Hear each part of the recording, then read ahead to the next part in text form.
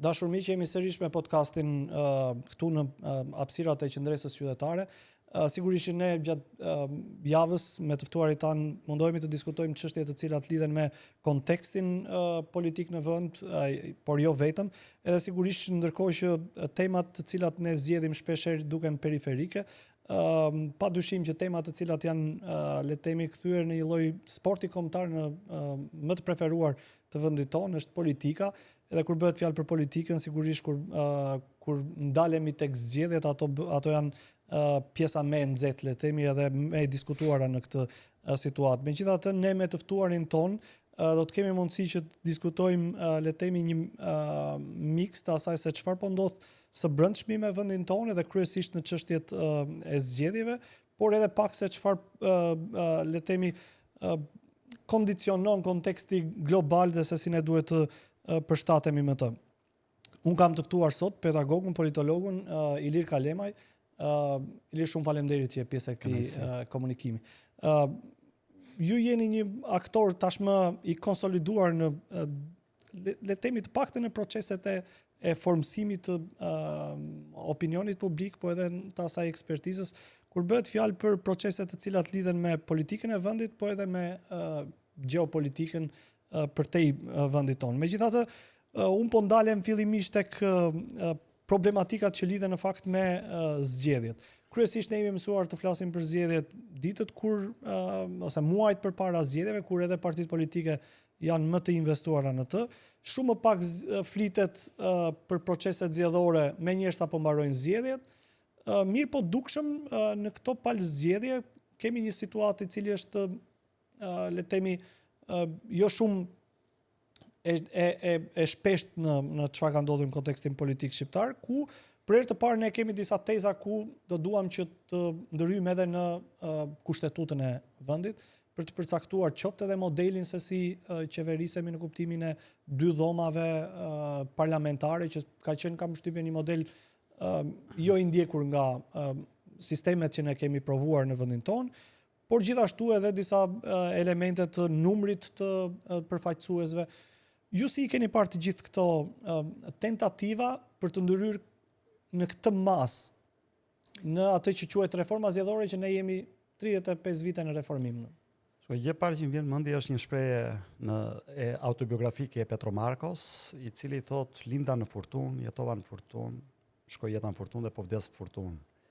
Ne kemi lindur në reformë, po jetojmë në reformë dhe me sa duket do e mbyllim jetën në reformë. Është një lloj reforme si Kalaja Rozafës, e cila pa arritur të se ndërtohet muri, fillon dhe shkërmoqet dhe rinis nga e para.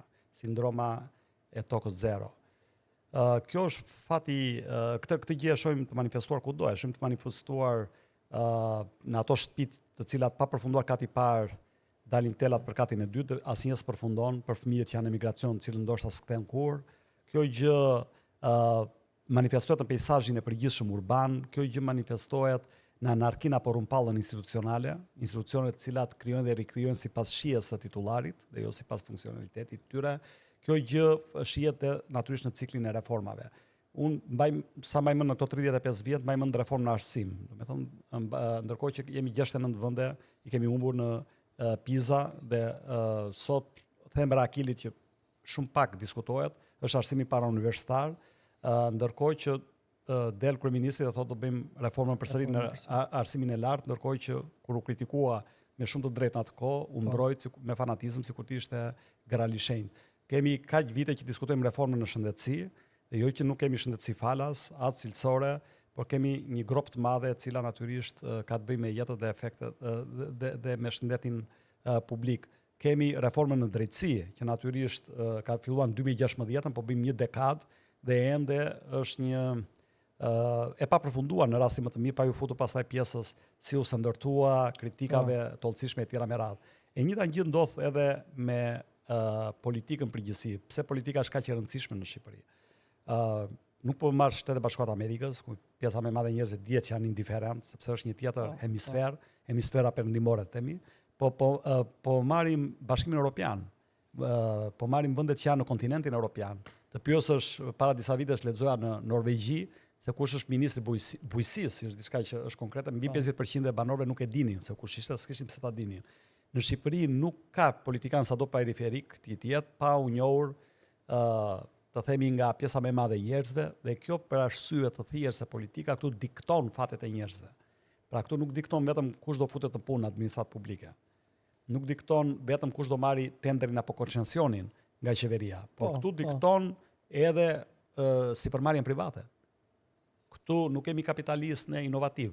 Këtu kemi kapitalizëm rentier. Jetën kulturore, sociale, absolutisht në çdo gjë, kështu që prandaj njerëzit këtu diskutojnë pafund për politikën dhe politika gjithmonë i mban njerëzit të angazhuar. Politika ka një pozicion kaq të mirë në jetën publike të vendit.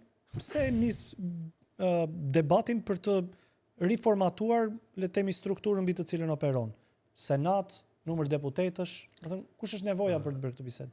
Domethënë thelbi është gjatë, natyrisht politika ka nevojë të shpikë gjithmonë, politika shqiptare flasim, instrumenta të reja të diskutimi në mënyrë që të perpetuojë veten. Pra ne kemi 100 vjet që ku kemi themeluar Republikën, apo jo.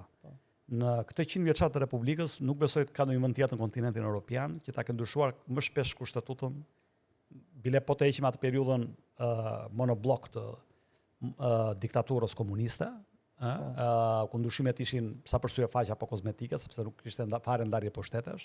Gjithë periudha para apo pas, domethënë këtu kushtetuta ndryshon sa herë i teket atij që është në krye për të bërë ndryshime.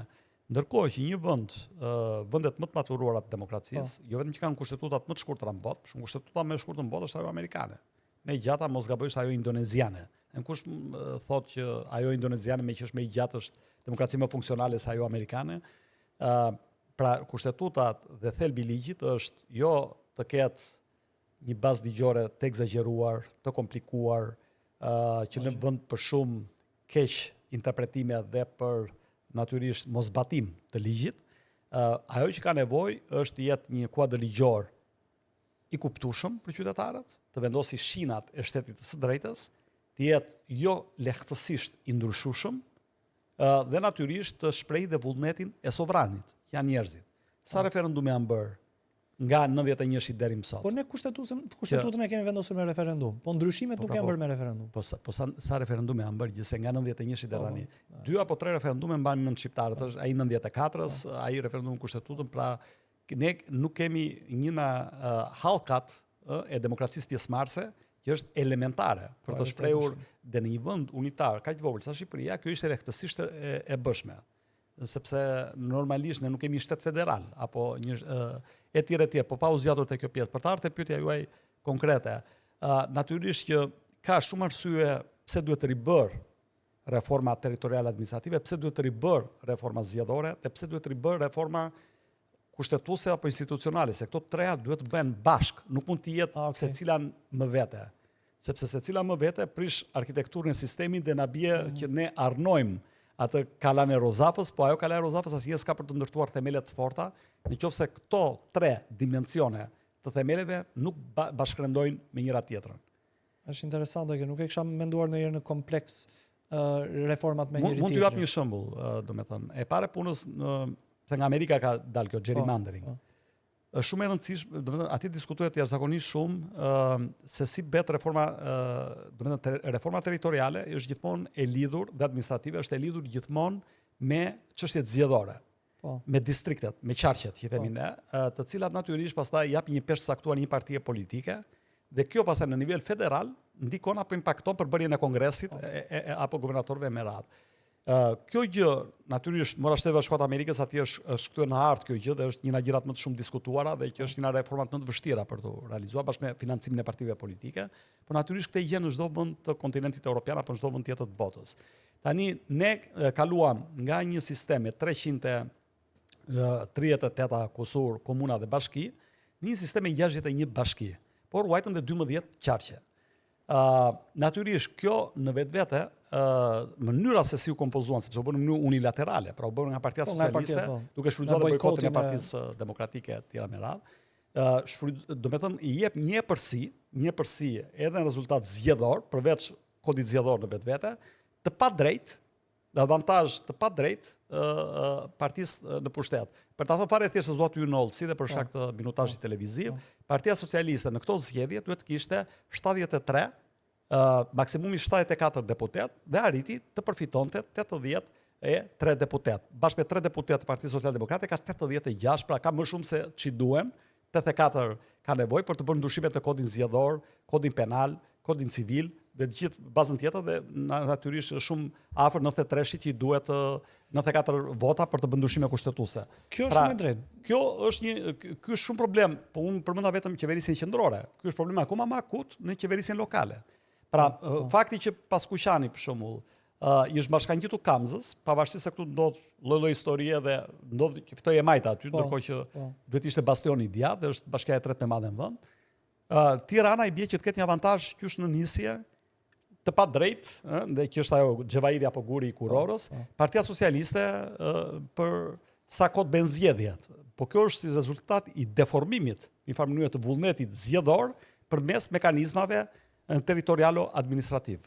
Ma komplikove në qik algoritmin, se mendova se mendova se do zgjidhej problemin nëse kujdeseshin vetëm për reformën zgjedhore, po tani edhe unë po filloj ta mendoj që kjo duhet parë më në kompleks me disa reforma të tjera, që ajo territoriale është shumë e rëndësishme. Ka disa mënyra për ta bërë të thjeshtë, për ta bërë konkrete. Sepse këtu ka pas një komision bipartizan 8 mujor, i cili drejtohet nga Durata Çupi nga ana e Partisë Demokratike, bashkëdrejtohet dhe Anila Dena nga ana e Partisë Socialiste, dhe u vol një mendim i mirë i ekspertëve, por natyrisht nuk rezultoi asgjë në fund ditës sepse nuk ishte vullnet politik. Pra puna u bë. Puna u bë, u vol mendimi, unë kam qenë pjesë e këtyre tryezave dhe aty janë diskutuar disa modalitete konkrete, propozime konkrete. Për shembull, njëra propozimet që është hedhur, jo i vetmi kuptohet, ishte që të bëhet me 100 bashki. Ndoshta me sa di tani diskutimet janë afër këtij numri, por është një më komplekse tani. Duan të krijojnë bashki, dhe të rrisin numrin deri në 90-93 dhe pastaj të krijojnë super bashki që të zvendësojnë qarqet ekzistuese. Kjo mund të ketë mirat dhe të këqijat e saj si çdo lloj sistemi. Ai sistem që unë do preferoja do ishte 100 bashki, 3 qarqe, pra jug, veri, qendër dhe apo rajone më sakt, do ishte termi sakt, 3 rajone. Rajone për shkak të përthitjes fondeve të Bashkimit Evropian, se këto nuk duhet bën vetëm funksionin elektoral, këto duhet bën në funksion të zhvillimit ekonomik dhe demografik të vendit. Përgjithsisht ne kemi bërë këto reforma territoriale në funksion të absolutisht siç bëjmë ne çdo reformë tjetër. Në fakt këto duhet bën për shkak të zhvillimit ekonomik, demografik dhe social dhe financiar të vendit për të përtitur fonde. Pra 3 rajonet do ishin konkurruese në këtë drejtim. Ndërkohë do kishim 100 bashki dhe 100 bashki do përkonte me numrin që dhe unë mendoj dhe bashkëndaj këtë mendim të deputetëve. Nuk ka nevojë Shqipëria të ketë më shumë se 100 deputet të zgjedhur. Pastaj krijimi një dhome të dytë suplementare mund të ishte ide e mirë, sepse mund të siguronte një lloj kontrolli dhe balance të shtuar të themi për të korrektuar deri diku atë deficitin demokratik që kemi prodhuar, por dhe për të dhënë një lloj politikanëve të karrierës, të themi, apo ata që kanë të themi një bagazh më të madh edhe profesional, edhe për shkak të detyrës e tjera me radhë, vazhdojnë të japin kontributin e tyre, por pa qenë aktor aktiv në lojën politike. E di kush është, le të themi, një lloj pyetje që kam kur bëhet diskutimi për numrin e deputetëve. Është që ne kemi pasur në një problem në vetvete nga numri i deputetëve, pra unë po paramendoja nëse në parlamentin tonë ose në aspektin e përfaqësimit si qytetar, unë mendoj që sa më shumë përfaqësues të kem, po them nga perspektiva e qytetarit tani, jo nga perspektiva e një lloj strukture, menaxhimit të shtetit e tjera. Po nga perspektiva e qytetarit unë do doja që të kisha sa më shumë përfaqësues aty, edhe më shumë grupe do kishin mundësi të përfaqësoheshin, po dhe nëse do ishin elitar, do preferoja më shumë 200 burra të mençur sesa 100 burra të mençur. Dhe pyetja ime është, a mos ne kemi krijuar një lloj alergjie nga numri, sepse ata që janë aty janë në kufi të Karagjozit ose të paaftësisë bërjes politike, dhe ne themi, shiko, me që kemi 140 burra që s'na përfaqësojnë, të paktën të zgjedhim 100. Fatkeqësisht, Miguel, nuk është as njëra as tjetra, pra nuk është çështje e rritjes së numrit dhe rritjes së cilësisë, pra nuk përkthehet kjo, domethënë në përgjithësi, jo vetëm në rastin shqiptar, dhe nuk është fjala e deficiencës intelektuale që mund të ketë një pjesë e mirë atyre që janë aty. Është çështje sistemike. Pra ne kemi dhe të rregulluar në kushtetutë që një përfaqësues përfaqëson 21 zgjedhës e tjera me radhë. Po pse them sistemike? Ai përfaqëson vërtet këta njerëz? Pra ne ajo që shkojmë në parlament rëndom nuk i përfaqëson pra, sepse është në arkitekturën e vetë sistemit. Pra aty nga ndryshonte parlamentet e para, 92-96, fjala bie. S'ka rëndësi, parlamenti i parë ka pas 55 deputet, 91. Jo, më lë se kjo është shumë. Se 100 do e përfaqësonin më mirë. Po, ja, këtu duhet dal. Nuk ka lidhje fare me numrin. Ka lidhje me faktin që për shkak të ndryshimeve kushtetuese që janë bërë në 2008 në Shqipëri, në ndryshime të mëtejshme kushtetuese, nuk po futen në hollësitë e tyre, po mjafton vetëm një element, listat e mbyllura, të cilat zhveshin totalisht lidhjen e deputetit me zonën që ai përfaqëson.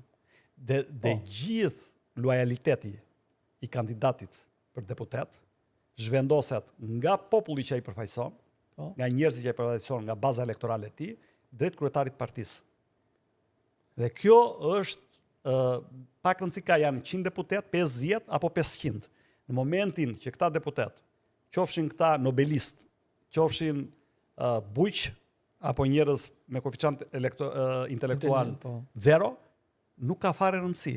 Rëndësi ka KKI primar dhe vullnetin e kujt ai zbaton. Pra nëse unë më ka zgjedhur nëpërmjet vullnetit suprem kryetari i partisë, natyrisht që unë do ta shpërblej me anë të votimit në blok, me anë të rreshtimit politike të tjera, pikërisht këtij personi. Tani kjo nuk ka të bëjë me disiplinën partijake, se disciplinë partijake ka në Shtetet Bashkuara të Amerikës, ka Britania e Madhe.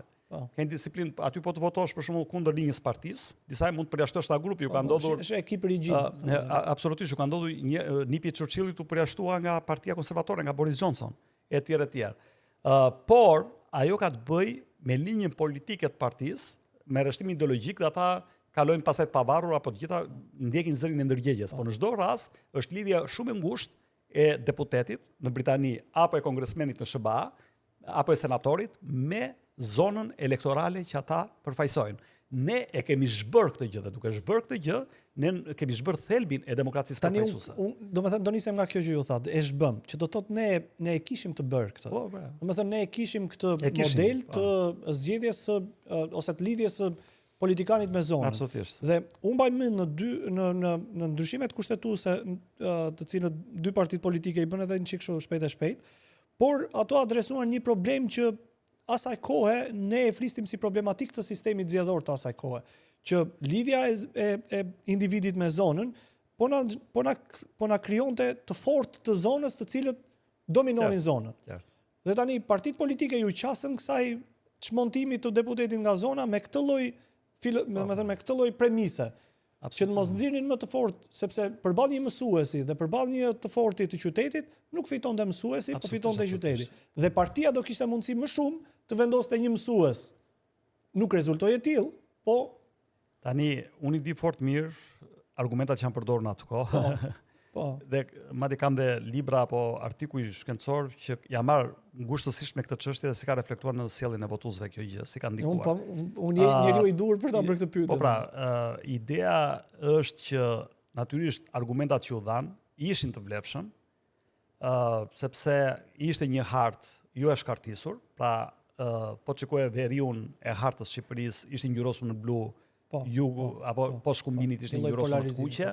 Natyrisht që ishin të fortë, të mbi përfaqësuar, natyrisht që kishte mungesë grash, etj. Dhe këto ishin argumentat që u dhan për të ndryshuar dhe për të marrë këtë gjë. Tani nuk ka një sistem elektoral perfekt. Janë dy profesorë të Harvardit, që kanë një libër me shumë impakt para disa vitesh, ku ata përshkruajnë se cilin sistem votimi, dhe sistemi votimi është edhe ai që zgjedh papën në konklav, sistemi votimi është edhe ai që ne përdorim në Amazon për të rankuar dhe çdo sistem votimi përfshir edhe metoda votimi, për shembull votimi elektronik, sa më perfekt të duket në letër, aq më i cënueshëm është në praktik. Pra nuk ka sistem perfekt, duhet ta harrojmë këtë gjë, ka çështje vullneti politik. Tani këto ishin, unë përmenda të mirat që sillte ky sistem ose duhet i sillte, se nuk i ka sjell as ato, ose i ka sjell në mënyrë të pjesshme. Por natyrisht kjo shoqërohej me shumë të këqija që ai sistem do sillte. Para punës sa kishte nevojë Shqipëria të ndajë në kaq shumë qarqe dhe ta adoptojë një model ashtu quajtur spanjoll, ndërkohë që ne jemi jo vetëm një shtet unitar, por jemi po thua për proporcionalin rajonal. Po pra, proporcional rajonal. Proporcional rajonal në përgjithësi dhe pastaj në specifikat që adoptoi legjislacioni shqiptar në veçantë. E dyta, këtu nuk është vetëm çështje se dhe është ngritur pak në mit që biznesmeni i forti apo ai që ka që ka para. Natyrisht, ai që ka para, por jo domosdoshmërisht paratë e veta, po paratë që i rrit nëpërmjet fushatave dhe ligjeve, që shpesh janë transparente, është dhe shërba, është edhe në Britani, është edhe në Francë, është edhe në Gjermani.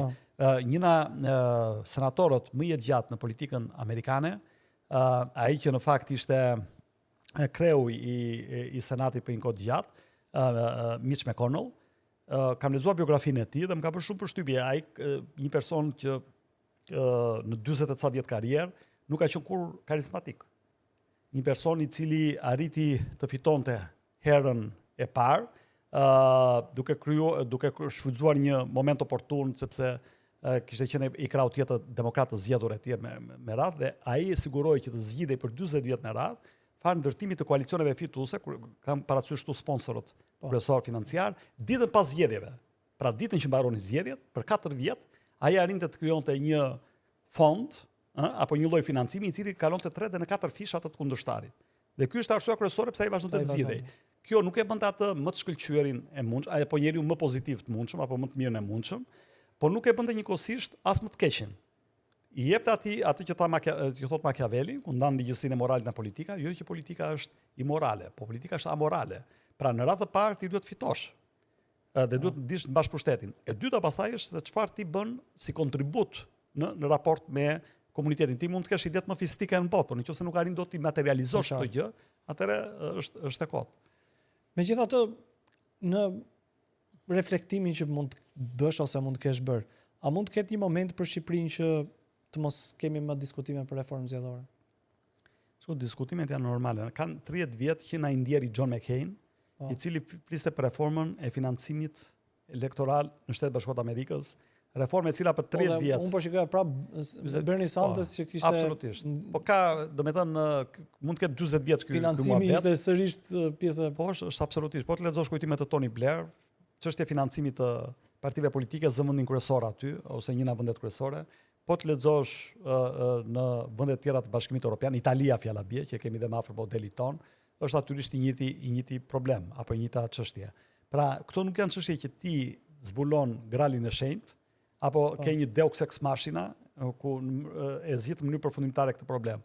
Problemi që kemi ne me vendet e sipërcituara është jo sepse aty është e kulluar gjëja dhe ka një financim tërësisht transparent, të përgjegjshëm, fiton mi drejtimi i miri edhe mi pastri e tjera me radhë. Por ka një transparencë mbi nga ku burojnë fondet. Për shembull, ti nuk mund të shesësh drogë dhe të financosh një parti politike apo një kandidat caktuar. Ndërkohë që në Shqipëri mungon totalisht kjo lloj transparence, kjo lloj llogaridhënie. Dhe këtu është ëmbra e akilit e sistemit, ndërmjet tjera. Ne e cekëm pak më parë se të nisnim bisedën që po edhe u vuri edhe nga disa citime që ne nuk mundet të normojmë çdo gjë. Pra, kur përmendej që edhe kushtetuesa s'mund të jetë e gjatë pafundësisht apo kodet zgjedhore apo reformat zgjedhore që ne bëjmë, edhe duket sikur ne vazhdimisht tentojmë të normojmë deri në sa herë do marr frym filan numërus, sa herë do marr frym filan numërus edhe pastaj ta. Prandaj bën ligje të pazbatueshme në Shqipëri. Pra ne kemi adoptuam ligjin atëre sipas modelit skandinav të ndalimit të duhanpirjes, dhe sot në çdo lokal të Tiranës, po them gjithë Shqipërisë, ajo ka vite, ti gjen duhanpirjen të pirë në mënyrë të lirshme. Ti s'ke siguri juridike. Ngrihet kryeministri një ditë bukur dhe thotë do prishim gjithë to tendat e dyqaneve, do prit se kjo ka efekt të drejtë për drejtë në ata që po na ndjekin. Sot në lokalin ku isha, ky ishte debati kryesor që bën njerëzit. Dhe aty kishte investitor, sepse ti fut të gjithë në një thes. Kishte investitor që kishin investuar një muaj para, dhe mund të kenë hedhur 200.000 euro në atë lokal apo ambient, kishte ata që kishin 30 vjet investim në atë gjën. Dhe ti pas një lloj paralajmërimi, i shkatron një lloj. Kishte nga ata të cilët mund t'i kenë bërë dhe me lek droge, po kanë dhe nga ata që kanë bërë me punë të ndershme dhe kanë punësuar. Pra ti godet në mënyrë të padrejtë ose ajo që ndodhi në theth, në kulmin e sezonit turistik. Qindra mijëra kursime dhe si sot thuaj pakete maleve dhe hajde investoni. Dhe ankohë që nuk funksionon thelbi i sigurisë juridike. Pra ne kemi ligje të cilat nuk zbatojnë. Ne sot kemi kaluar prap legjislacion penal ndër më të rreptit në botë për pirjen e alkoolit dhe ngarjen e makinës. Ndërkohë që ndodh ekstremi tjetër. Pra këtu nuk është çështja e ashpërsimit të ligjit. Ligji mund ta shpërsosh sa të duash derisa ta bësh të pazbatueshëm. Po si bëhemi tu është çështja e për mua gjithmonë unë jam delibertar si filozofi politike.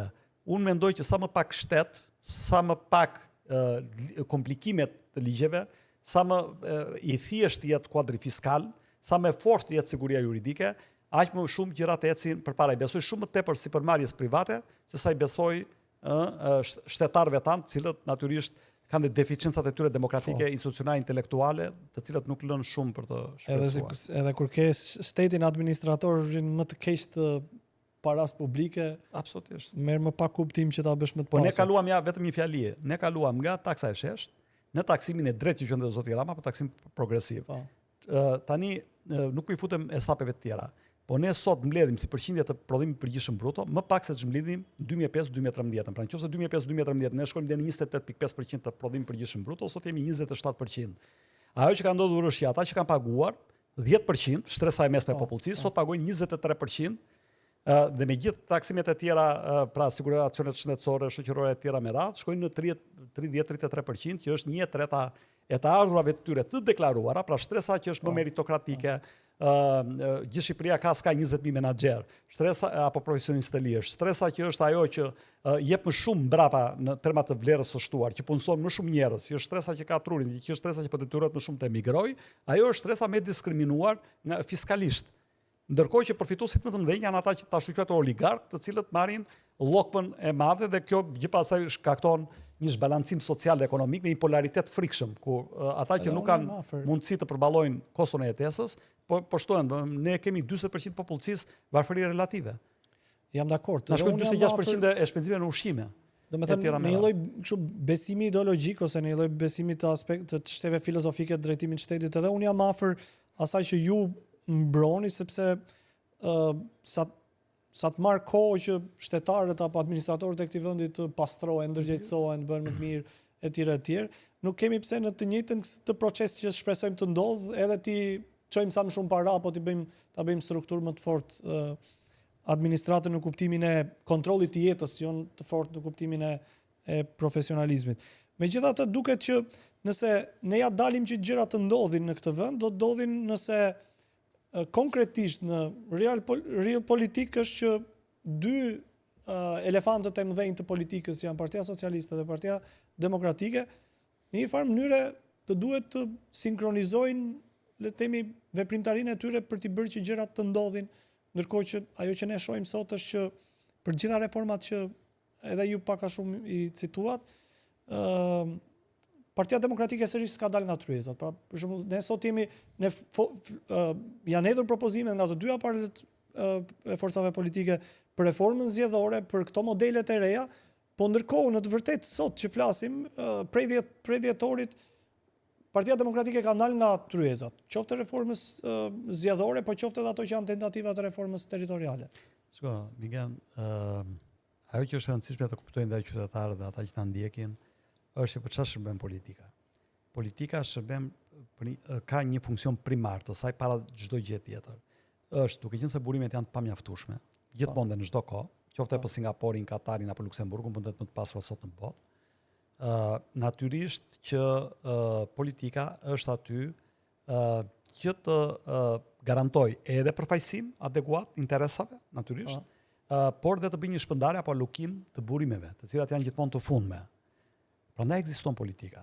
Pra politika nuk ekziston aty në kuptimin sultanistik, pra ne adhurojmë, masat adhurojnë liderin, tipi leadershipit karizmatik si çdo thoshte Weberi, por janë aty për të bërë një ndarje të burimeve apo të prioriteteve që ka torta e përgjithshme ekonomisë, sipas eficiencës maksimale, të cilën unë mendoj që mund ta garantoj shumë më mirë konkurenca e lirë dhe drejtë, sesa çdo lloj forme etatizmi apo mbietatizmi. Kjo është në teori, por dhe në veçanti. Tani, për sa i përket politikës shqiptare, për t'i dalë në mbrojtje tani, për të bërë pak avokatin e djallit, do me thënë edhe për DSPS-s konkretisht me që ju folët. Natyrisht ato kanë 1 milion defekte, dhe natyrisht disa prej cilave ne i thamë edhe gjatë minutazhit tanishëm. Por duhet parë dhe ana tjetër e medaljes. Partitë politike këtu në Shqipëri mund të jenë krahasuar me një pjesë tjetër të sistemit, mekanizmat më demokratik të mundshëm. Pse? Sepse çdo 2 vjet ato shkojnë në zgjedhje lokale apo zgjedhje parlamentare. Tani sa drejta janë këto zgjedhje, çfarë rezultati këto prodhojnë? A ka demokraci të brendshme brenda partive politike? Ky është një debat tjetër. Po kujdes, me kë po e krahasojmë? Po e krahasojmë me sistemin e drejtësisë, kemi pas një korporat në drejtësi. Që riprodhon njëra tjetër. Po e krahasojmë me sistemin e arsimit. Ne kemi monitoruar arsimin dhe zgjedhjet në arsim bëhen shumë të këqija se sa në... Po ju e dini në arsim për shembull ju keni rektor që kanë 20-30 vjet apo dekan. Sidomos arsimin publik.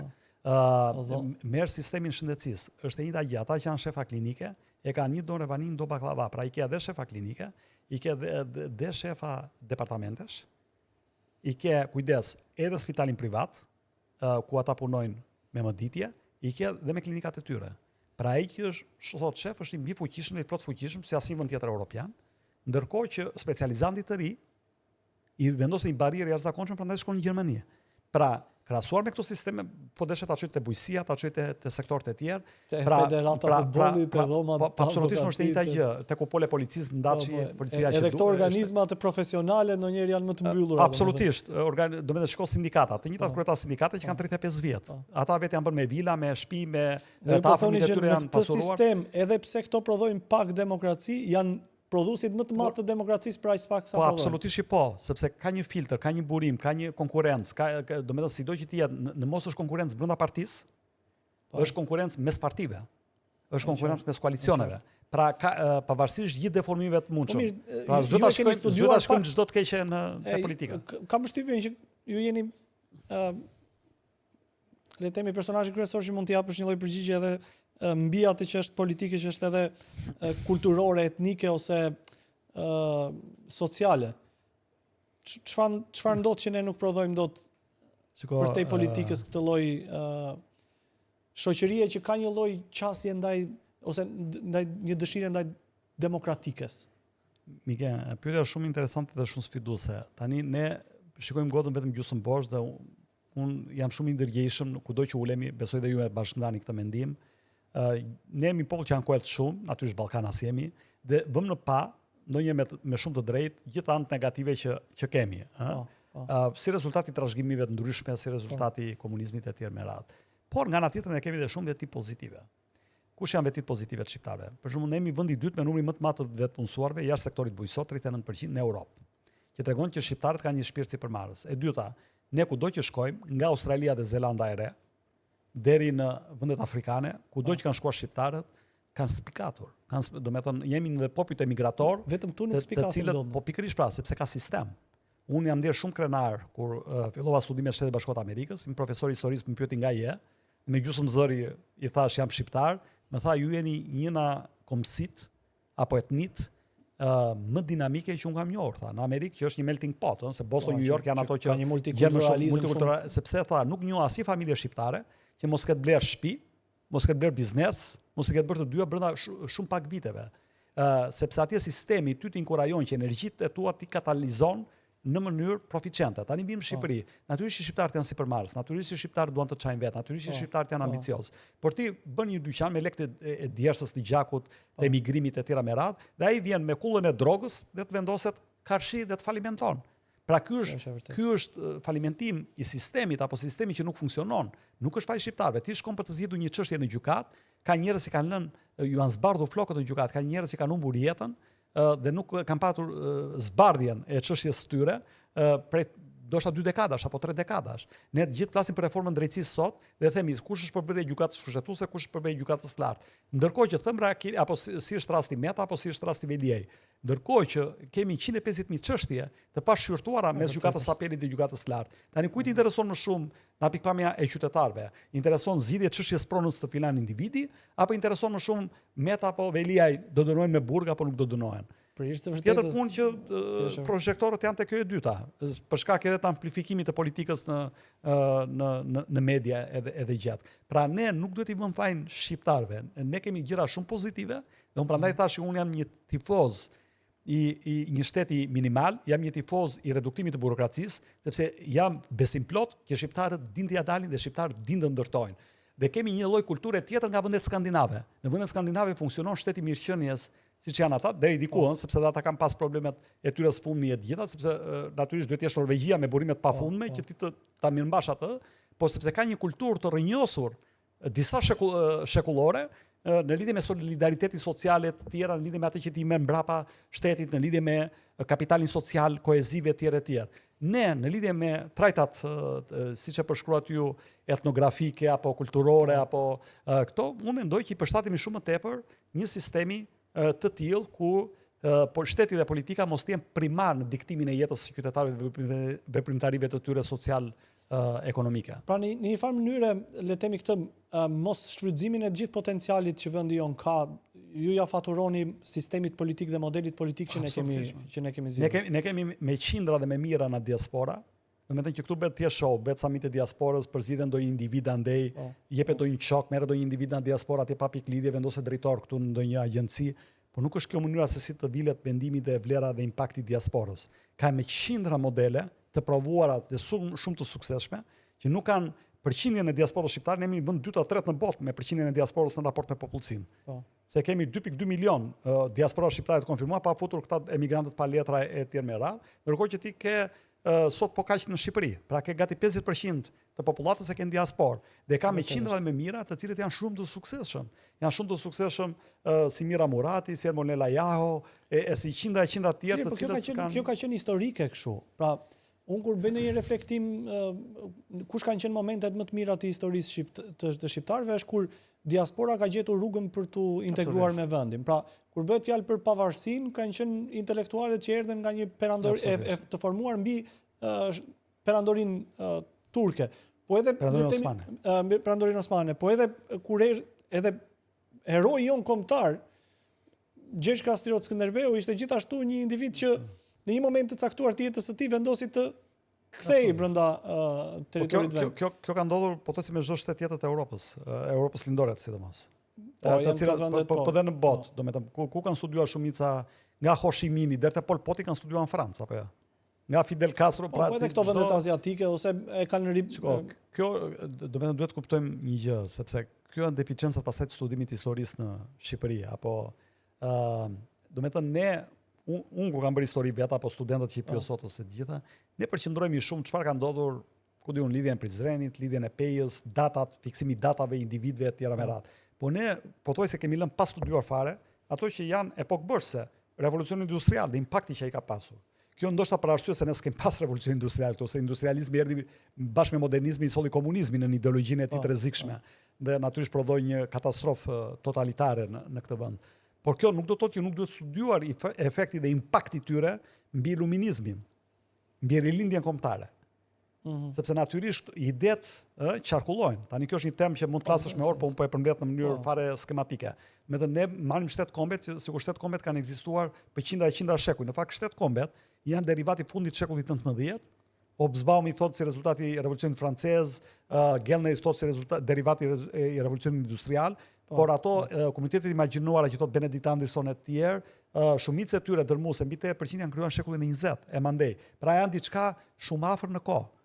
Dhe që natyrisht shumicë të gjithë po të marrim ata rilindasit kombëtar në secilin prej vendeve, ne dimë historinë e Shqipërisë, po të marrësh historinë e Hungarisë, të Slovakisë, të vendeve tjera, të gjithë këta ishin të shkolluar në perëndim. U njohitën me këto ide, me idetë e revolucionit francez, me idetë e iluminizmit, me idetë e revolucionit industrial e tjera me radhë, dhe shkuan dhe i manifestuan këto ide, duke krijuar qena karbonarit në Itali që quan në risorgimento italiana, pra në ringjalljen apo rilindjen italiane, që ishte derivati shkatësisë politike të Karvurit, i gjenisë kulturore të Mazinit dhe i gjenisë ushtarake të Garibaldit, e cila bëri që nga ato qytet-shtete shumë të famshme, që na Venediku, Napoli, Milani, gjitha të bashkoheshin apo 300 qytetet gjermane që u bashkuan për të krijuar Prusin, qytet-shtetet themi.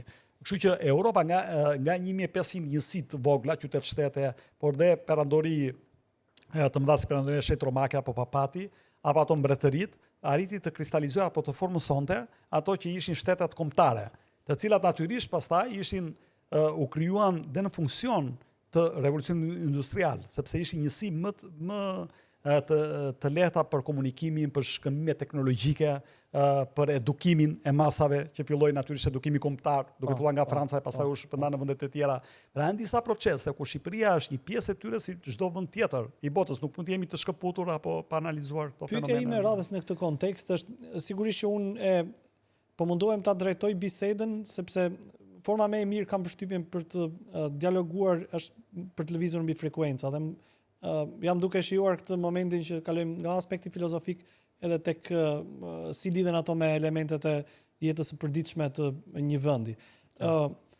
Mendoj që mund të ketë një moment tjetër të Shqipërisë që mund të funksionojë kjo lloj platforme ku është diaspora që e furnizon sërish një lloj aspirate të re për vendin, apo ne pothuajse kemi për të pamundur këtë tani. Shko, unë jam kundër çdo lloj absolutizmi. Ajo gjë që është ka qenë mangësi në Shqipëri është që na modelet. Ne për shembull ndron ministri i arsimit Jalabia, me që është afër fushës tonë, dhe thotë mua m'pëlqen i pari modeli finlandez. Ta marrë këtë model ta implementoj në arsim përuniversitar. Deli dyti thotë që modeli gjerman. Deli treti thotë modeli anglosakson, ata anglosakson s'ka se është angloamerikan, po ta zëm dhe thotë më pëlqen arsimin e lartë. Tani e para del i katërti dhe thotë gjitha këto të marrë së bashku. Pra dual profesionalin në arsim profesional, finlandezin në arsim përuniversitar. Që është pak a shumë ajo që kemi ne tani. Po, domethënë ky mix i madh. Tani problemi është me modelet është shumë deficient. Asnjë model nuk mund të implementohet copy paste. Sikur të jetë vullneti më pozitiv i mundshëm, dhe të jetë ministri më kompetent i mundshëm, dhe të jetë mbështetja nga qeveria më e plotë e mundshme. Sepse modelet funksionojnë në realitete sociopolitike, socioekonomike, s'po i futen politikës, të caktuara. Për shembull, modeli profesional gjerman është i ngjashëm me ata austriak dhe zvicerian, por është dhe specifik. Pse specifik? Ai austriak është i orientuar drejt SME-ve apo ndërmarrjeve të vogla, që është model më afër modelit shqiptar, se ne kemi 89% biznese të vogla familjare, 1 deri në 4 punonjës. Ai gjerman është drejt korporatave të mëdha, si Siemens, si BMW etj etj. E njëjta gjë me arsimin para universitar. Finlanda është fqinj me Suedin, më të pasur, me Norvegjin më të pasur, me Danimarkën më të pasur, natyrisht dhe me Estonin më të varfër, edhe me këto. Por ka një model më specifik, që është më i suksesshëm nga këta fqinjtë e vet. Po këtë model nuk është se e shpiku, na SBA-ja e mori. Thjesht e perfeksionoi dhe i dha një ngjyrim nacional. E përshtati me kontekstin. Një ngjyrime nacionale që i dha ajo, dhe që ka të ngjashme me Singaporin, që ka një sistem krejt ndryshe të arsimit përuniversitar, por janë të dy të parët në PISA, është që e financojnë shumë atë dhe mësuesët, për shembull, qoftë Finland, qoftë Singapur, janë ndër më të paguarit në shoqëri. Pra ka një lloj vlerësimi për figurën e mësuesit, një lloj trajnimi për të marrë më të mirë të shoqërisë dhe për t'i trajnuar dhe për t'i motivuar, ndërkohë që në Shqipëri, më fal për shprehjen, po dikur ka qenë shpreha me nder mësues. Domethënë, kjo është roli dhe atributi dhe mbështetja që i jep profesoratit apo mësuesve, dhe nuk po them të krahasojmë me Singaporin dhe Finlandën, por ne s'krahasojmë dot me Kosovën. Rrogat atje edhe në sektorin publik të mësuesve, profesorëve të tjerë janë apo të mjekëve, infermierëve me radhë, apo të administratës publike janë gati 2 fishin me rrogat në Shqipëri. Pra kjo është çështje prioritetash. Unë nuk mendoj që për të ardhur te pyetja diaspora që duke marrë dikë nga diaspora e duke sjellë në Shqipëri, gjërat do ndryshojnë me urdhër të peshkut apo me një shkop magjik. Jo, nuk është çështje individësh. Është çështje filozofie, është çështje ka jashtëzakonisht të mirë në Shqipëri. Çfarë idesh konsumojnë këta individë ashtu siç kanë konsumuar ata që kanë njerëz me integritet në Shqipëri, ka njerëz me integritet shqiptar në botë. Ka njerëz, domethënë integriteti për mua është gjë më e rëndësishme. Integriteti, morali, dashuria, profesionalizmi, këto janë gjërat më të rëndësishme. Dhe të zhvillohet një konkurrencë drejtë. Ne kemi një model të gabuar, se modeli që jemi të bazuar ne, që syti kemi nga shteti, është që ne bazohemi te hipokrizia, te servilizmi. Kushdo që ka shkuar te korrupsioni, mbase sepse ajo është incentiva që po dakor, pra shiko, duhet të kuptojmë një gjë, se këto janë gjithë çështje sistemike, nuk janë çështje antropologjike. Nuk janë çështje që disa popull e kanë dhe disa nuk e kanë. Ne natyrisht korrupsioni nuk ka lindur në Shqipëri dhe nuk është se kisha frikë se po më shohë te antropologjia. Gjenetikisht italianët ne na janë ngjitur këto edhe. Po pra, do me thënë ne, kjo është çështje sistemike. Dikur kryeministri thoshte është sistemi, nuk janë njerëzit. Pastaj ndroi, tha janë njerëzit, ta nuk është sistemi. Tani ti mund të luash sa duash me fjalët. Problemi është që erdhi me premtimin që do ta ulte atë numrin e ministrave të tjera. Sot ne kemi administratë publike 35.000 njerëz më shumë se ç'kishim në 2013. Kjo do të thotë që jemi përmirësuar në drejtim të shërbimeve? Jo. Kemi bërë 61 bashki nga 338 që përmenda komuna dhe bashki. Do të thotë që qytetarin e arrin shërbimet më kollaj se ç'e arrinin më para? Jo. Sot kryeministri flet për cashless economy, do bëjmë të parët dhe çdo ditë kanë një ide të ndryshme. Një ditë thotë do mbyllur RTS-n, ditën tjetër do bëj reformën e arsimit të lartë, ditën e tretë thotë vetëm ministri i jashtme punon dhe shoferi në ministrinë e jashtme. Po problemi është me gjithë ato reforma që janë bërë dhe që vazhdojnë të bëhen, apo prodhojnë këto një të mirë për qytetarin apo lehtësohet jeta e qytetarit? gjitha konstatimet janë të drejta edhe unë, domethënë dhe ne jetojmë në këtë lloj tensioni që ti nuk e di kur fillon dhe mbaron një bisedë dhe një debat publik, sa fillon mbaron dikush tjetër. Megjithatë, unë doja të dija për ta mbyllur këtë kapitullin edhe të çështjes së reformave dhe çështjes së reformës që ishte më specifike reformës në zgjedhore. Cila do ishte mënyra më e mirë për t'u qasur një reforme, se ne vim nga reformimi. Pra, ne nuk është se tani kemi marrë edhe një lloj kështu alergjie ndaj reformimit, se ne jemi reformuar, si jemi mirë, tani nuk është më as trend të flasësh për reformim. Është shumë e vërtet kjo gjë dhe është vlerësuar si çdo gjë tjetër, inflacion, edhe fjala reform dhe reformimi në vetvete. E para çdo reforme e qëndrueshme duhet të jetë strukturore. Pra ti s'mund të bësh reformë zgjedhore pa bërë territoriale administrative, pa bërë reformë institucionale. Pra këto janë tre hallkat e një reforme të përgjithshme kushtetuese. E dyta e punës, kjo bën vetëm me një marrëveshje dhe vullnet bipartizan. Ato që prodhojnë me vullnet të njëanshëm, si reforma zgjedhore, si territoriale administrative me radhë, kanë dështuar. Dhe kur them bipartizan, natyrisht PS dhe PD, sepse janë dy forcat kryesore politike, po dhe faktorët dhe aktorët e tjerë politik në vend. Pra, ose shumë partizan do ishte shpreha e dur. E treta, duhet kalohet një proces ratifikimi kushtetues me referendum që dhe populli të shpreh, nëse kemi ndryshimin kushtetuese, vullnetin e tij, dhe kjo gjë të bëhet një herë e mirë, si thon fjalës, jo sepse nuk ka për ndryshuar kur do shkruhet mbi gur, por që të paktën të kemi një lloj stabiliteti afatgjat, aq më tepër që tani një pjesë e punës është kryer ose është duke u kryer për shkak të akik komuniterit, për shkak të legjislacionit tonë i cili duhet të përshtatet me atë europian, sepse kjo është detyra e shtëpisë primare. Ky është një moment shumë i rëndësishëm gjeopolitik. Shqipëria mund të avantazhohet, është avantazhuar gjatë kësaj dhe mund të vazhdojë të avantazhohet për shkak të dinamikave gjeopolitike në kontinentin evropian. Këto doja të kapërxeja edhe unë. Po, domethënë ne jemi në një rend të ri tani, le të themi. Ajo është tem tjetër, po për ta mbajtur këtu te pjesa e Bashkimit Evropian. Pra ne nuk dim, unë nuk po futem këtu në teori, ka teori çdo ditë dëgjona 10 teori ndryshme. Do ketë Bashkimi Evropian apo s'do ketë në 2040-ën, kush do të format si do jetë. Ky është debat tjetër, është debat më tepër teorik se sa empirik. U tha që s'do ketë Bashkimi Evropian në 91-shin, në fakt 93-shin, në janar 93-shin me traktatin Maastrichtit ne mori emrin Bashkimi Evropian dhe u thellua dhe u zgjerua akoma më shumë. Ne do bëjmë bastin që kemi. Basti që ne kemi është që ne do hyjmë Bashkimin Evropian, më mirë të hyjmë më shpejt se sa më vonë. Shumica e njerëzve në Shqipëri në mënyrë absolute përkrah si asnjë vend tjetër të Ballkanit Perëndimor, po në përgjithësi hyrjen në Bashkimin Evropian sepse rriten filtrat e transparencës, llogaridhënies, shtetit të drejtës e tjera me radhë. Dhe nuk kemi asnjë arsye pse mos të bëjmë një legjislacion të qëndrueshëm i cili përcjell siguri juridike, qoftë për qytetarët, qoftë për investitorët, brenda vendas apo të huaj, dhe vëmë ato shinat, ndërkohë që kjo gjë në mënyrë deliberative apo pa aftësi, unë them kombinimit të dyjave, nuk është bërë deri tani, nuk është bërë sepse thash në mënyrë deliberative interesonte që PPP t'ju japin klientëve qeveritar. Kur u bën PPP të parë është shtyr 3 herë, u bën që do thithnin investitor të huaj. Dini ju do një investitor të huaj nga via bregdetare e Rivierës deri në Alpen, po Gradece me radhë. Ne kemi monitoruar dhe të këto mekanizmat e Shqipëria 1 euro. Janë klientelistë. Nuk prodhuan as investimet tuaja, apo nuk prodhuan as, edhe nëse nuk ishin tuaj, nuk prodhuan ato kushtet për të hapur vende pune. Këto ishin thjesht marrje pronës publike dhe rezultojmë tjetërsimi tyre në duart të oligarkëve vendas apo politikanëve. Shpesh edhe që nuk janë fshehur pas të tretëve. Kështu që në këtë sens, domethënë ne kemi prodhuar anapolla, se ato rrugët që nisin dhe zmbarojnë, ndër kryeministri ato kanë mbrojtur 84% e Tiranë-Durrës, ndërkohë që ky është 84% që 1/3 rrugës, dhe me këto ritme do dhe një 20 vjet të përfundoj arteria kryesore, por mos pastaj arteria kryesore e Veriut, që ende sot e kësaj dite ka qindra probleme, kushdo që kalon për ato rrugë të mbi paguar, ankohen për në trafikun e tjerë me radhë, pra e vetmja rrugë rezultative që është bërë është rrugë e kombit, me gjithë kritikat që u bën në atë kohë.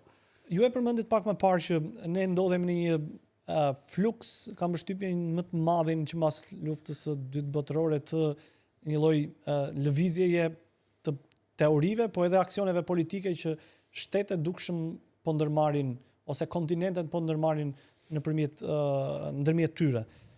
A duhet që Shqipëria ta kuptojë këtë situatë dhe a duhet Shqipëria të pozicionohet mbi zhvillimet të cilat po ndodhin? Apo ne jemi një vend i vogël të cilën duhet lëm elefantët ta shkelim barin pastaj dalim nga shtëpia? këtu ka disa parime që duhet kemi parasysh. E para është që Shqipëria duhet kuptoj dhe shqiptarët duhet kuptoj rolin dhe vendin e saj. Për shkak të shformimeve, megalomanisë atyre që kanë qeverisur këtë vend, shpesh herë mënyra si është përcjell në narrativën publike është që ne jemi një guri kurorus apo një vend geostrategjikisht jashtëzakonisht i rëndësishëm për balancat botërore e tjera me radhë. Vendi vogël që ka prodhuar lider të mëdhenj si Soshe Shoku Hoxha dikur. Tani këto megalomania që i shohim dhe te lideri global aktual, do të thënë nuk kanë lidhje fare dhe nuk përkojnë me realitetet gjeopolitike, jo të kësaj periudhe, por edhe të mëparshme. Tani realitetet e sotme gjeopolitike janë të tilla, hakmarrja gjeopolitikës siç është quajtur së fundmi, disa e quajnë rikthim në rendin ekzistus, sepse bota përgjithsisht në këto rende ka lëvizur rend unipolar apo hegemoni, perandori në shumicën e kohës së njerëzimit, rend shumë polar, siç ishte mes 1815 pas luftave napoleonike deri në 1914, apo rend bipolar, siç ishte lufta e ftohtë apo Sparta me Athinën dikur, Roma Cartagena e tjera me radhë. Ka dhe periudha mes rendeve që është periudha anarkike siç është momenti aktual, disa e quajnë multiplex, pra botë multipolare, por dhe me aleanca fleksibël, bazuar në pragmatizëm realist, ku shtetet ndërveprojnë, siç e thoshte Mark Carney, kryeministri kanadez në fjalimin e tij të fundit në Davos, me shtete të ndryshme apo me aleanca shtetesh të ndryshme, përgjithsisht në mbrojtje të të interesave tyre kombëtare, po dhe natyrisht dhe të vlerave që ato bashkëndajnë. Gjë që e ka thënë Alexander Stubb, presidenti aktual i Finlandës, një nga intelektualët më të shquar të kohërave të sotme. Këto janë disa pikpamje dhe shtetet, sidomos këto që njihen si do të thënë ato që janë fuqitë më dha, fuqitë më dha. Dhe natyrisht ato do kërkojnë të bëhen hegemon. E para mes të barabarteve është gjithmonë Shtetet e Bashkuara të Amerikës, qoftë për sa i përket kapacitetit ushtarak, qoftë për sa i përket sot flitet që Shtetet e Bashkuara të Amerikës shpenzojnë gati 1.5 miliard euro, sepse gati 1 miliard euro shpenzon vetëm Pentagoni, përveç departamentit veteranëve që ata kanë, po gjithë bota është diku te 2.6-2.7 trilion. Sa gjithë këtyre. Pra gati gjysma e shpenzimeve ushtarake të botës. Dhe e njëjta gjë pastaj vlen për sa i përket fuqisë butë që ka Shtetet e Bashkuara të Amerikës apo inovacioni teknologjisë kështu me radhë. Po kemi dhe Kinën. Nëpërmjet projektit Brez dhe Rrugë, për herë të parë në 15 vitet e fundit, Kina po sillet si një fuqi globale, jo thjesht rajonale. Ka një GDP apo një PPB e cila sot është rreth 20 trilion dollar, por shumë shpejt mendohet deri në 2050 të i kalojë Shtetet e Bashkuara të Amerikës. Po Europa kemi Indin, e cila vitet e fundit sapo kaloi vitin që lan pas, u rendit në vend të tretë në botë, kaloi Japoninë dhe kaloi Gjermaninë brenda këtij viti. Dhe ka një popullsi prej 1.5 miliard banor, nëse Kinën projeksione deri në 2050-2075 e çojnë në 750 milion banor, pra gjysmë për gjysmë me sot. India do vazhdoj të jetë kjo që është. Tani këto janë fuqi të mëdha. Natyrisht Federata Ruse, shteti më i madh në botë me sipërfaqe, ka qenë, është dhe do të mbetet, dhe natyrisht pavarësisht faktorëve të tjerë si ekonomik, që ka një ekonomi sa Italia, 2.3-2.4 trilion, po ka kapacitet nuklear. E tjerë, pra është një shtet shumë i rëndësishëm për sa i përket dimensionit gjeopolitik që ai ka. Disa burime. Pastaj kemi shtete të mesme, dhe këtu është roli që po i theksohet gjithmonë më tepër sot, shtete si Turqia, Arabia Saudite, Kanadaja, Indonezia, Afrika e Jugut, Brazili, të cilat natyrisht kanë një efekt dhe impakt gjithmonë më të madh si fuqi rajonale në vendet ku ato janë. Kanë fituar një lloj valencë. Dhe natyrisht ka shtete të vogla. Ka shtete të vogla nga Finlanda te Shqipëria, të cilat natyrisht mund të krijojnë valencë të shtuar nëse kanë lider të përgjegjshëm. Për shembull, presidentët estonez, që kanë qenë disa prej tyre rresht, apo presidenti aktual i Finlandës, po data që kanë qenë më parë, apo tjerë janë shtete të vogla. Apo Singapori, që është një qytet shtet, themeluesi i tij, i cili qëndroi 30 vjet në pushtet, i dha një fizionomi dhe një filozofi të tillë që bëri që nga vendi ndër më të varfrit që ishte në botë pas një burim natyror, sot jetë në majtë të vendeve të botës, ndërkohë që një nga vendet më të pasura me rezerva natyrore që është Republika Demokratike e Kongos në botë, 3 herë sipërfaqe e Francës, jetë ndër vendet më të varfra, si rezultat të dështimit të leadershipit. Pra vendet e vogla kanë fatin e keq të themi që kanë më pak impakt në zhvillimin e ngjarjeve botërore, në influencën e gjeopolitikës e tjerë, por kanë shansin e artë që të bëjnë kapërcime epokale, ajo që quhet si leapfrog apo kërcimi bretkosës, sepse sot teknologjia përqafohet në mënyrë më të shpejtë, komunikimi dhe ndërlidhja është më e madhe, mund të bashkojnë aleanca vlerash, dhe natyrisht me lider të përgjithshëm mund të fokusohen në sektor të caktuar. Për shembull, kam studiuar rastin e Estonisë. Dhe një nga gjërat që bëri Estoninë aq suksesshme, ishin dy apo tre komponentë kryesorë. Njëri ishte në arsim, Tiger Leap e quajtën ata, kërcimi i tigrit. Dhe ata filluan me information technology communication, pra me komunikimin e informacionit teknologjik, trajnuan mësuesët, pastaj natyrisht ndryshuan kurrikulat e tjerë me radhë. E dyta ishte kapërcimi inovativ apo digital. Pra u shkëputur nga Bashkimi Sovjetik, nga Rusia, dhe u lidhën me Finlandën, e tjerë. Gjithë që bëri që të prodhojnë nga Skype te Bolti, pra kompani me impakt botror. Dhe natyrisht e treta ishte që u bë shteti i parë digital në botë. Pra është i vetmi vend ku ti mund të regjistrosh lindjen dhe vdekje, martesën dhe biznesin, pa qenë fizikisht fare, vetëm. Po edhe ata për shkak të elitës që vinte nga diaspora e tyre. Absolutisht. Po imagjino, po flasim për një vend që ka një 1.8 milion banor, 1.7 milion banor, që 38% ishin rus etnik në momentin që ata shpallën pavarësinë, që është një nga vendet më të rrezikuara sot, për shembull, pas Ukrainës, dhe ka probleme të tjera, të themi nuk është një vend që ka shumë prodhimtari, siç është Shqipëria, vend mesdhetare e tjera me radhë, dhe ka arritur të prodhojë një model kaq të suksesshëm. Ishte vendi i parë në botë gjithashtu, të pak në Evropa Lindore, i cili vendosi taksën e sheshtë. E tjera me radhë. Pra prodhoi një model shumë të suksesshëm, ne nuk kemi nevojë të shpjekim modele. Modelet janë aty.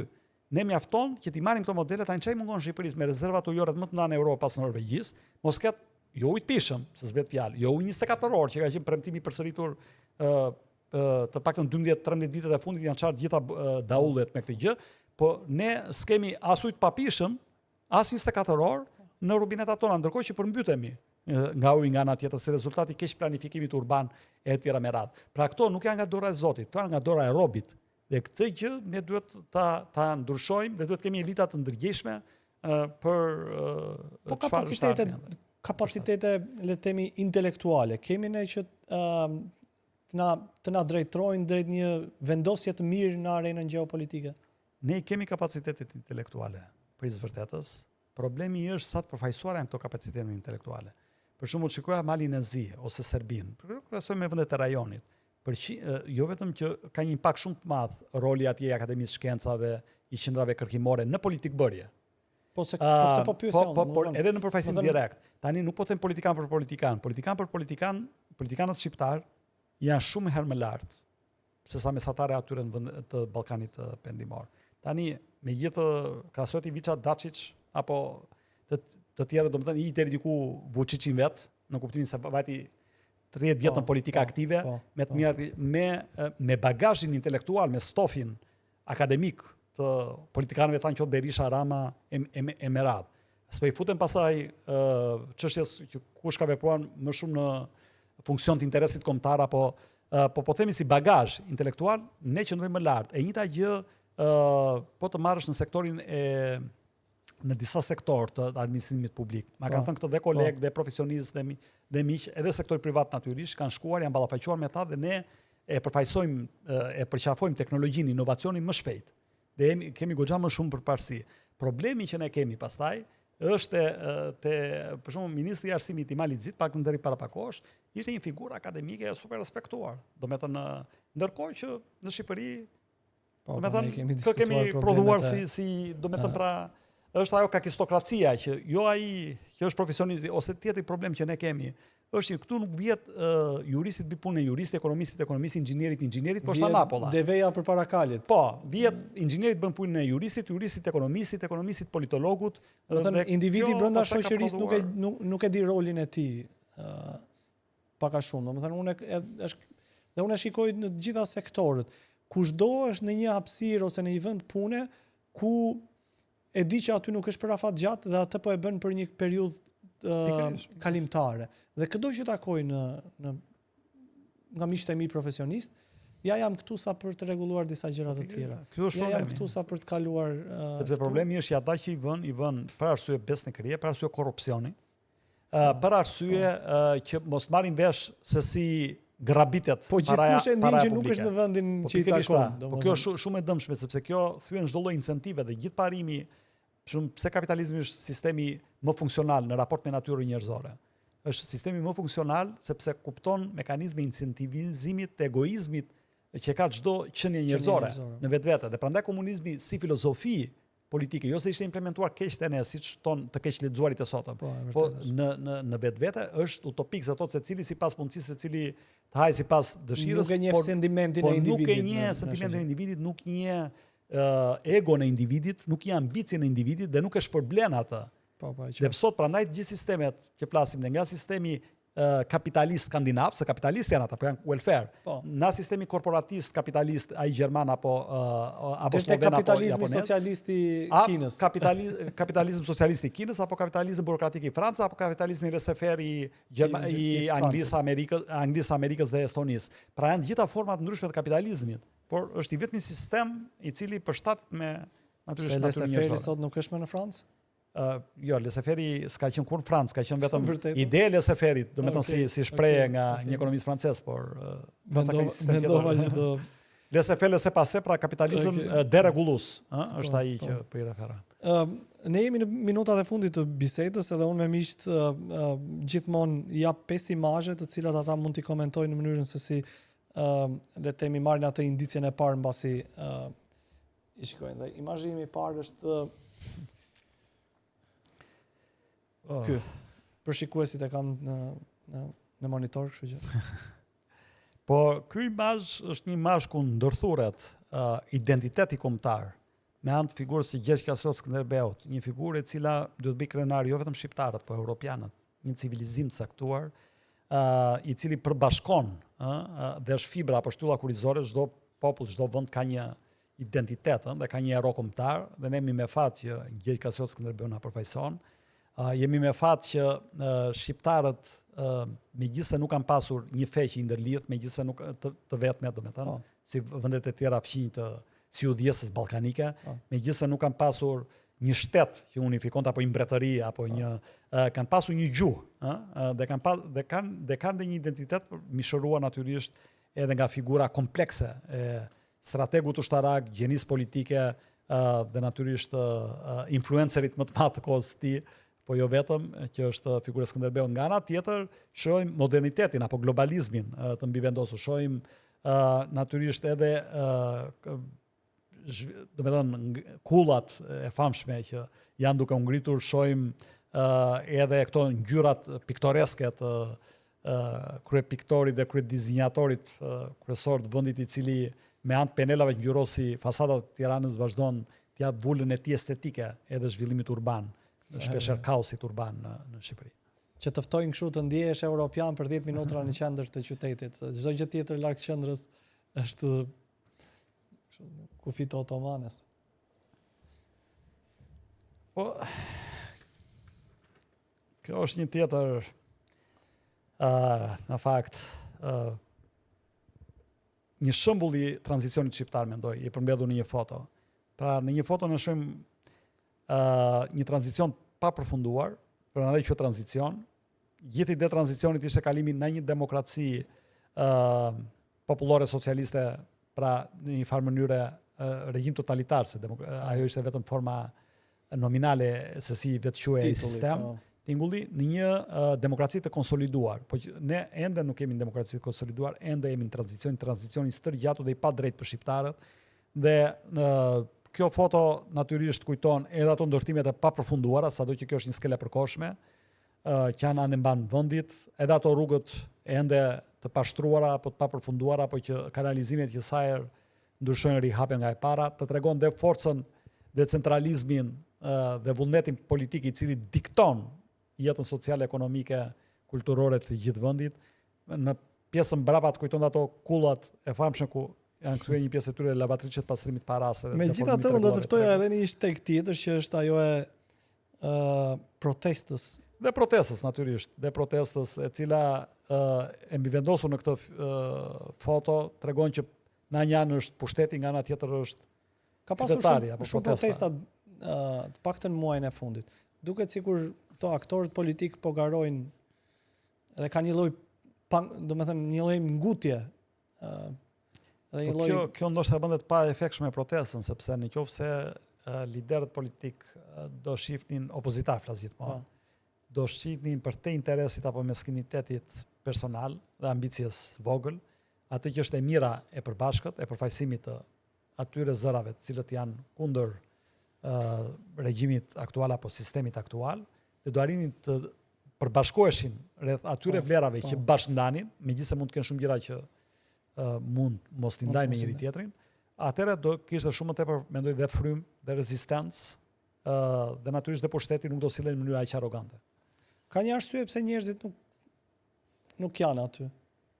Unë mendoj që është dhe ambicia personale e individëve. Domethënë ne, s'duam PS dhe PD janë parti, domethënë jo të mirëfillta programatike, por ka një program, ka një antarësi, ka një strukturë, ka një kompetencë. Ndërkohë që shumica e partive tjera janë ato që Herbert Kirchhoff për shumë i konsideron si parti karizmatike, ku vetëm opinioni publik njeh vetëm një kryetar, një parti, dhe nuk një numrin 2 të partisë, ose në rastin më të mirë parti klienteliste, që përfaqësojnë kapim të hyjnë në aleancë, kapim në një vend pune në shtet, kapim diçka për të zhvatur.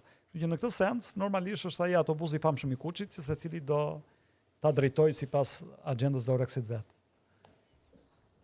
Kjo është një karikaturë e një piktori të famshëm shqiptar që përgjithsisht nderohet edhe me çmime ndërkombëtare, Agim Sulaj, po unë e gjeta kështu si interesante për ta sjell për ty.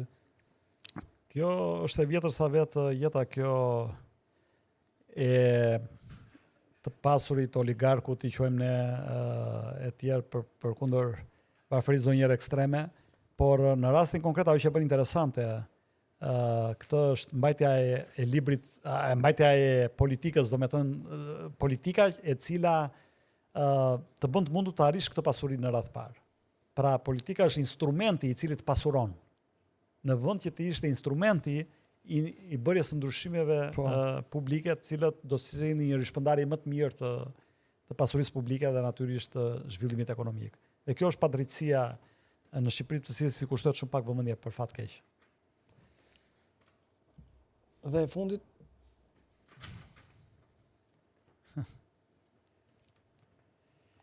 tani Akropoli. Ajo që më vjen në mendje nga kjo foto është civilizimi greko-romak, që është dhe civilizimi perëndimor, i cili i ka dhënë trajt dhe formë asaj që jetë si perëndim sot dhe që manifestohet në të gjitha format dhe mënyrat nga institucionet dhe nga mënyra, po të shikoni për shembull Shtëpinë e Bardhë apo Kongresin në Shtetet Bashkuara të Amerikës dhe godinat e tyre. Janë neoklasike, pra manifestojnë, po të shikoni dollarin, po të shikoni pra çdo gjë është e manifestuar. I gjithë Washingtoni është me stilin grek. Po, sepse është një civilizim, është legjislacioni që kanë vendet perëndimore, bazohet pikërisht në legjislacionin romak, Pax Romana, që ka qenë institucionet, formimi pra identiteti.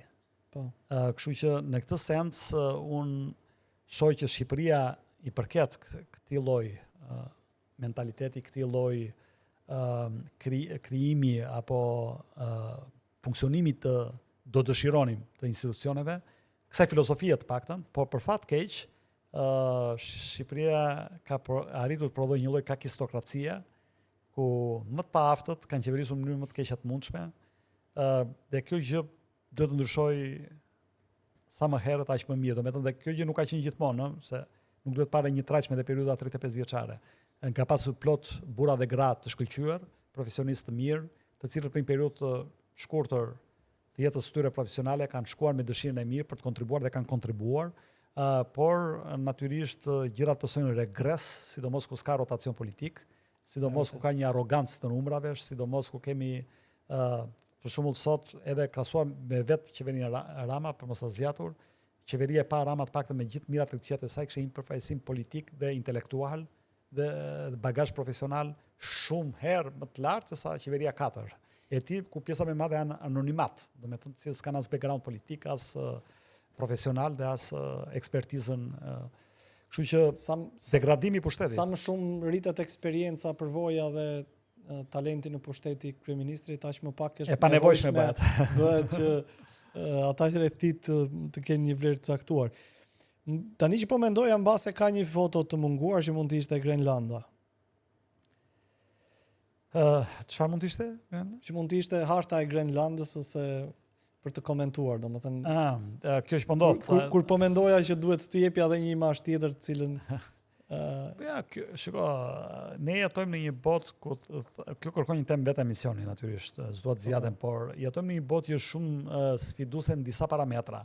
Pra çështja pse po merr kaq përparësi Groenlanda sot, është për disa arsye që janë komplekse. Me të një në arsyet është natyrisht ndërlidhja, pra nuk është çështje një territori që shtresa sipërfaqe Britanisë. Diçka do shtoja një miku im, po më thonte që unë gjithmonë i vogël mendoja që nëse do kisha një vend ku ta ratise kur bota të merr të kishte luftë, do ishte Grenlanda. Sot thonë jam kështu. Jo, ideja është që sot, pse po bëhet e rëndësishme, pra atë territor që ka sot ka pasur e para 500 vjetësh, por problemi është që sot me anë të për shkak të ngrohtësisë globale, ndryshime klimaterike e tjerë, është një komponent shumë i rëndësishëm i ndërlidhjes transportit. Barbotërore e cila shkurton jashtëzakonisht shumë rrugë dhe kush kontrollon sot portet apo si udhjesat kryesore, arteriet kryesore të transportit botror, stacionet gjithashtu kontrollon tregtin. Kush kontrollon tregtin, kontrollon natyrisht botën. Kjo ishte arsye pse filloi me kontrollin mbi kanalin e Panamas. Kjo është arsye pse patëm një krizë aq të fortë për Hormuzin, kur ishte kriza me Iranin. Kjo është arsye pse Suezi ka prodhuar një nga krizat më të rëndësishme të luftës së ftohtë. Kjo është arsye pse Groenlanda është sot. Natyrisht është dhe për rezervat e mineraleve të ralla, të cilat deri dje ishin të paksesueshme. Është vendi i 8 në botë me numrin më të madh të rezervave të mineraleve të ralla, të cilat natyrisht janë shumë gjithmonë më të rëndësishme për revolucionin e inteligjencës artificiale.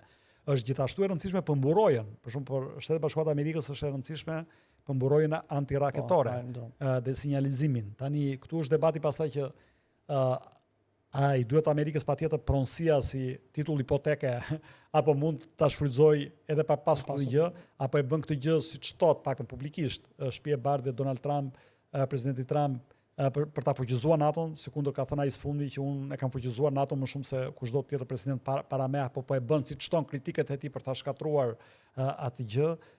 Kjo është pastaj çdo gjë për të lënë kohës. Kjo mund të jetë një teknikë negociatore, se ai vjen nga fushë e biznesit dhe pra ka shumë spekullime në lidhje me këtë, thash do kërkonte një emision të rëndësishëm vete, por na që pyetja ishte direkte pse Groenlanda, ju përgjigjem për Groenlanda, por Groenlanda është një nga pjesët e gjagjësës që shtrihet nga Venezuela në Iran, po. Duhet të shqetësohemi për luftë apo jo?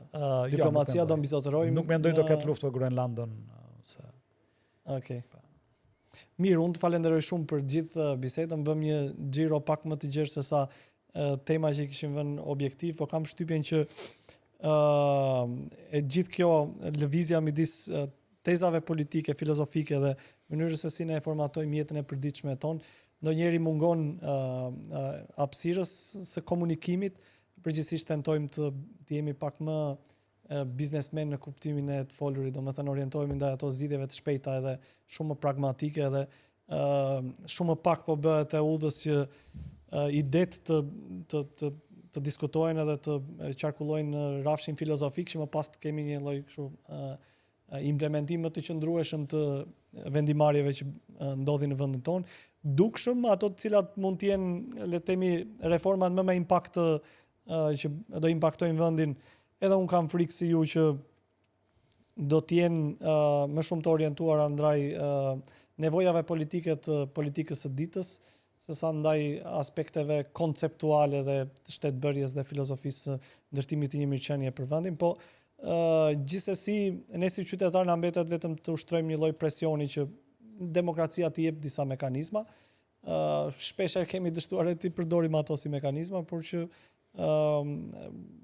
thirrja mbetet që të jemi vigjilent në këto kohë që nuk duket se janë shumë të mira. Unë të falenderoj shumë që isha pjesë e këtij komunikimi.